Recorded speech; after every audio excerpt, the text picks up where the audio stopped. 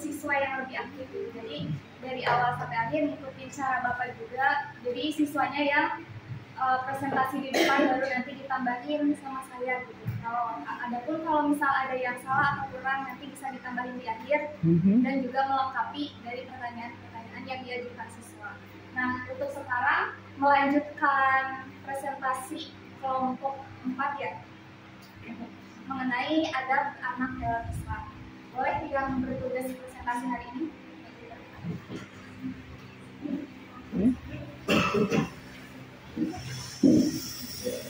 Kelompok 4. Iya.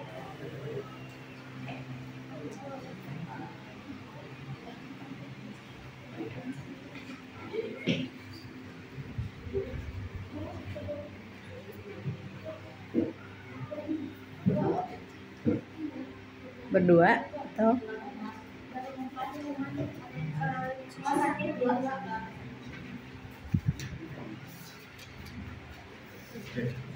Assalamualaikum warahmatullahi wabarakatuh. Waalaikumsalam warahmatullahi wabarakatuh. Kami dari kelompok 4 akan mempresentasikan tentang adab anak dalam Islam.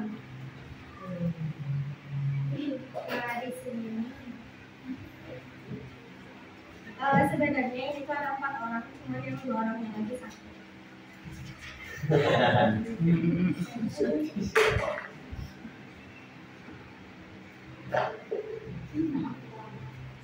Jadi di sini ada beberapa pembahasan yang akan kita bahas di presentasi kali ini.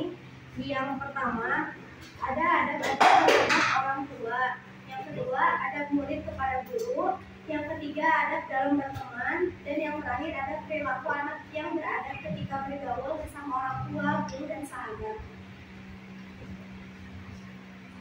Dan ini yang pertama kita akan menjelaskan tentang pengertian dari adab. Menurut bahasa, adab berarti norma atau aturan. Dan dalam kosakata bahasa Arab, kata adab berasal dari kata tasrifan adab ya guru yang berarti mengundang atau mengajak. Jadi menurut bahasa itu adab itu artinya norma atau aturan. Kemudian ada menurut istilah. Nah, menurut istilah adab berarti norma atau aturan yang mengenai sopan santun yang didasarkan atas aturan agama. Sedangkan orang tua adalah orang yang mendidik kita sejak masih dalam kandungan hingga dewasa. Dan guru adalah orang tua kedua yang berjasa dalam mendidik kita pada jalur pendidikan formal. Dan yang selanjutnya ada adab anak terhadap orang tua. Setiap anak diperintahkan untuk berbakti kepada kedua orang tua sebagaimana yang telah ditegaskan oleh syariat, baik yang ada di dalam Al-Quran maupun hadis. Menurut Imam Al-Ghazali ada 7 adab anak terhadap orang tua, yaitu sebagai berikut. Adab anak kepada orang tua yakni mendengarkan perkataan mereka. Yang kedua, berdiri ketika mereka berdiri, mematuhi setiap perintah mereka, memenuhi panggilan mereka, merendahkan kepada mereka dengan penuh kasih sayang, dan tidak menyusahkan mereka dengan desakan atau permintaan, tidak mengungkit atau merasa berjasa terhadap perbuatan mereka, berbakti kepada mereka dan mengurus mereka, tidak memandang mereka dengan tatapan curiga dan tidak membangkang perintah mereka. Nah, yang pertama itu kan ada mendengarkan perkataan mereka. Nah, jadi ketika orang tua sedang berbicara, kita tuh harus mendengarkan perkataan mereka. Jangan ini malah orang tua berbicara kitanya main handphone atau malah kita tuh ngerjain apa aja gitu. Nah, kita tuh harus mendengarkan perkataan mereka. Nah, yang kedua ada berdiri ketika mereka berdiri. Nah, jadi jika orang tua berdiri, kita juga harus ikut berdiri. Tetapi kalau misalnya kita ada orang tua duduk, nah terusnya kan kita juga harus ikut duduk. Tetapi kalau misalnya emang misalnya di ruangan itu cuma sedikit kursinya, jadi kita tuh gak apa-apa gitu mau berdiri juga. Kemudian yang ketiga ada mematuhi setiap perintah mereka. Nah, kita tuh harus mematuhi perintah mereka. Tetapi kalau misalnya perintahnya tuh emang bertentangan dengan syariat, nah kita tuh harus menjauhinya atau kita tuh jangan mematuhinya gitu. Kita tuh harus kayak ngasih tahu yang benernya gitu. Tapi ngasih taunya dengan cara baik-baik. Kemudian menunggu panggilan mereka. Nah, apabila orang tua kita tuh memanggil kita kayak misalnya, "Dek, sini," nah kita tuh harus kayak jawab, "Ya Mak," kita tuh harus langsung ke orang tua kita, jangan ini mah ngejawab tapi kitanya malah diem gitu. Nah, itu nggak boleh. Terus merendah kepada mereka dengan penuh sayang dan tidak memisahkan mereka dengan desakan dan permintaan. Nah, kita juga apa sih, jangan. Nah, jadi kita tuh meskipun misalnya pendidikan kita tuh lebih tinggi dari orang tua kita, tapi kita juga harus ada rasa rendah diri gitu. Kemudian tidak mengungkit atau merasa berjasa dengan perbuatannya. Nah, jadi kita itu jangan karena misalnya kita tuh udah kerja, nah terus kita tuh masih ngasih uang ke orang tua, nah kita tuh jangan mengungkit karena udah ngasih uang ke orang tua, jadi ya udah misalnya dia jadi nggak berbakti lagi atau apa gitu. Kemudian yang terakhir, tidak memandang mereka dengan rasa curiga dan tidak membangkang perintah mereka. Nah, jadi seorang anak itu harus emang berprasangka baik kepada kedua orang tuanya. Jika emang ada pertanyaan atau yang kita tuh kayak kurang paham ataupun tentang ada masalah apa, dan kita tuh emang harus langsung menanyakannya kepada kedua orang tua.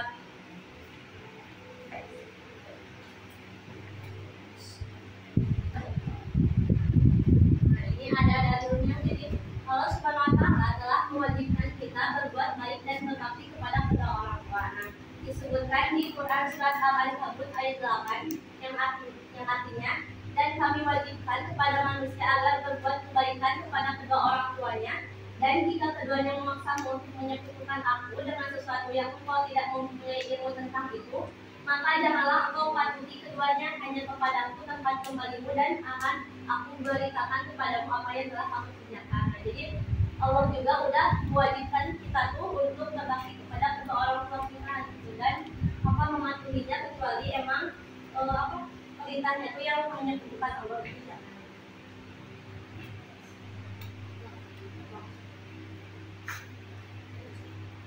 Nah, kemudian Allah Subhanahu wa Ta'ala juga berfirman dalam Quran surat Al-Isra, terus Quran surat An-Nisa, dan Quran surat Luqman yang artinya, "Dan kami perintahkan kepada manusia berbuat baik kepada kedua orang ibu bapaknya. Ibunya telah mengandung dalam keadaan lemah yang bertambah-tambah, dan menyapitnya dalam 2 tahun bersyukurlah kepadaku dan kepada dua orang tua ibu bapakmu, hanya kepada kaulah kembalimu."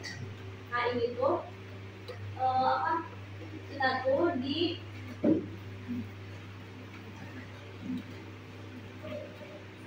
Nah, jadi dalam ayat ini tuh kita tuh diperintahkan untuk bersyukur karena itu tuh menunjukkan betapa pentingnya dan mulianya kehidupan kedua orang tua.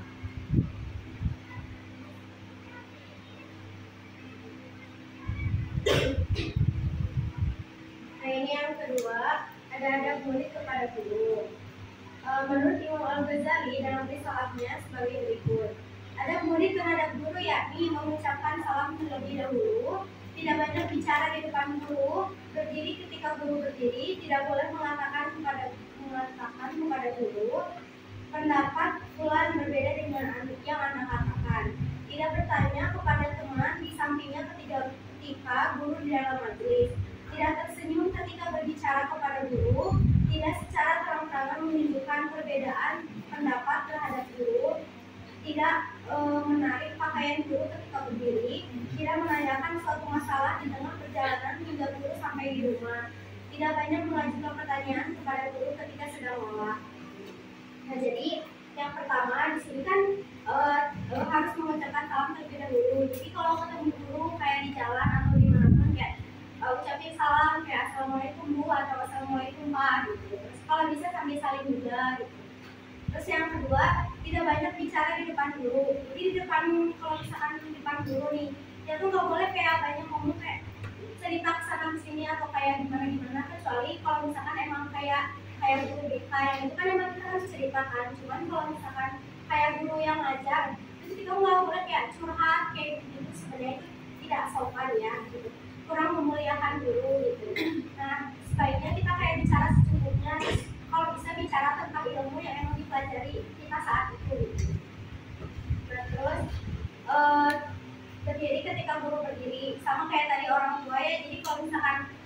kita lagi jalan gitu, kalau jalan kita kayak jangan mendahului gitu, kayak jangan kayak duduk di depan terus kita tuh malah nyalip gitu si jalan itu, jangan ya, karena nggak sopan.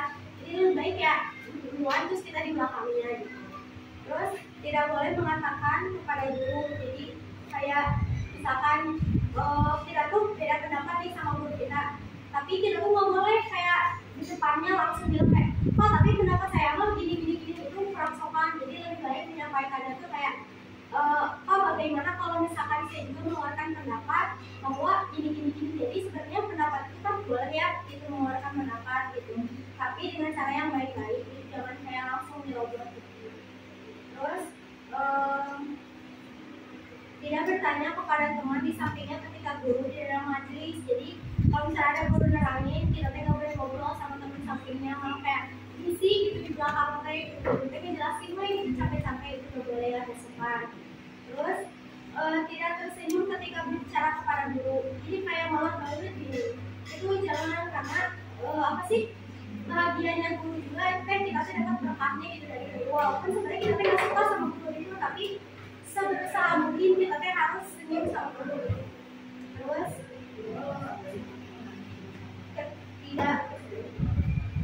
tidak menarik pakaian guru ketika berdiri, jangan jangan salah nyari yang salah guru kan ya sambil jelasin dia mau tarik tadi gitu, nggak boleh, karena kayak dia tahu lah gak sopan ya gitu, ketemu aja nggak sopan kayak gitu, apalagi ke guru gitu.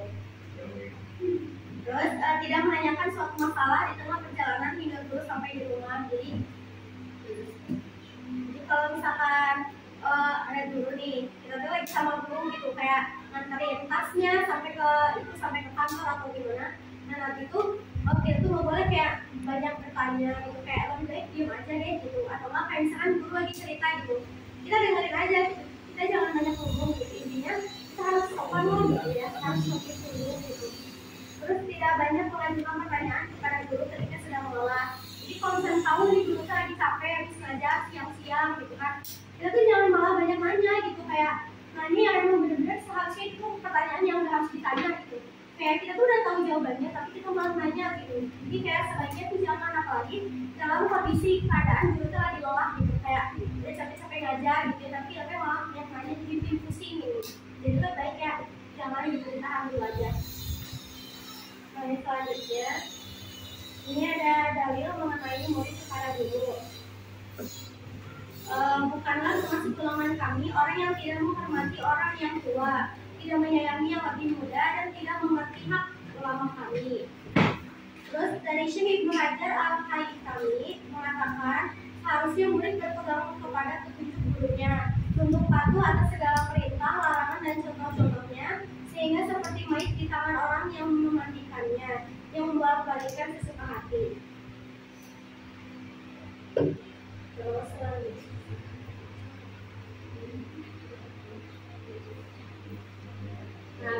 selanjutnya ada adab dalam